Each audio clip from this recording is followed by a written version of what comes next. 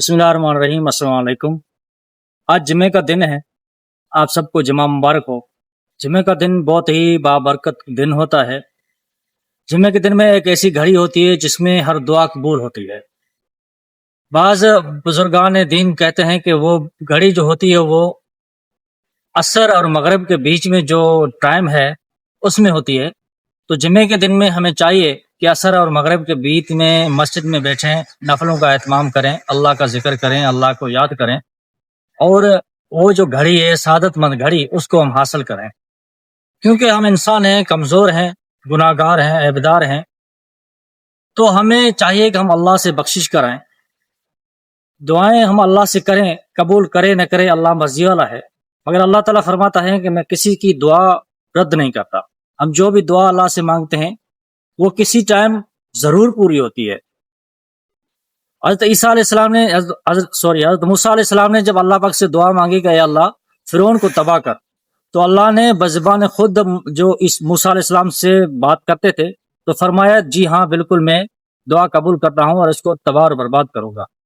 تو آپ کو پتہ ہے کہ وہ دعا کب قبول ہوئی؟ قبول تو اسی ٹائم ہوئی، مگر وہ دعا جو ہے 25 سال بعد فرعون تباہ ہوئے۔ جی ہاں، میں آپ کو یاد دلانا چاہتا ہوں، جب موسیٰ علیہ السلام نے جبل طور پر اللہ صلی اللہ سے مخاطب ہوئے اور کہا کہ اے اللہ فرعون کو تباہ کر، تو اللہ نے کہا کہ آپ کی دعا قبول ہے، میں تباہ کرتا ہوں، مگر 25 سال بعد جا کر فرعون تباہ ہوئے۔ تو یہ دیکھیں نا، ایک پروسیجر ہے۔ ہم چاہتے ہیں کہ ہمیں ہاتھ پہ جنت مل جائے، ہم جو اللہ سے مانگیں وہ اللہ قبول کر لے اور فوراً ہمیں ہماری جھولیاں بھر جائیں۔ اس طرح نہیں ہوتا میرے بھائی۔ دعا قبول ہوتی ہے مگر دعا کے کچھ مراحل ہوتے ہیں۔